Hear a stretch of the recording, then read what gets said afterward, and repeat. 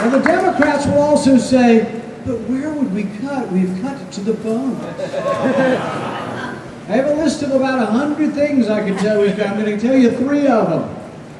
We spent 600 grand, nearly 700 grand, studying whether or not it relieves stress in the Vietnamese to watch American reruns on TV.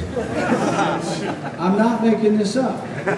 We spent $10 million to reinterpret and translate Sesame Street into Pakistani. $10 million.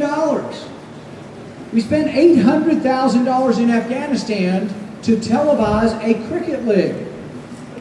You know how many people have a TV in Afghanistan? 1 out of every 10,000 people has a TV. But where's the money coming from? Doesn't grow on trees. We're either printing it up or borrowing it from China. We borrow money from China to send it to Pakistan. Is that crazy? It's insane. We borrow money from China to send it to Pakistan, to send it to Egypt, to send it to Libya, you name it.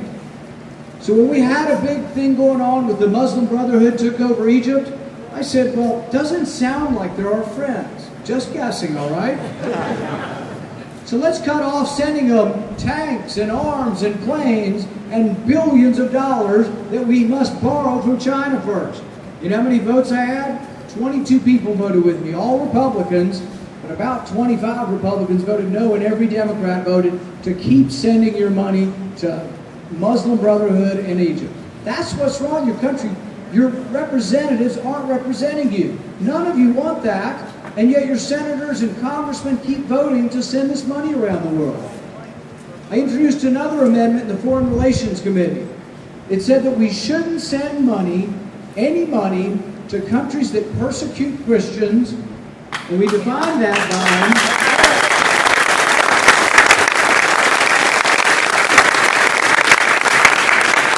And just so you think I'm not just making up what that means, we defined it by the death penalty being persecution. Sounds like persecution to me.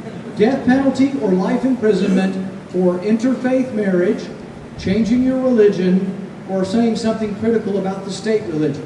It's about 25 countries that have those laws on the books, and they do enforce them, and yes, you do send money to them. In Pakistan, there's a woman by the name of Asia Bibi.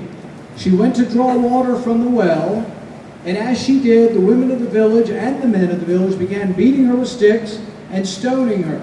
As she lay bleeding on the ground, yelling and crying out for help, the police finally came and arrested her.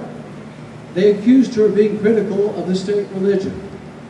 She sits on death row in Pakistan while you continue to plow money, billions after billions into Pakistan. You know what? We've got some problems at home. Why don't we look at rebuilding America?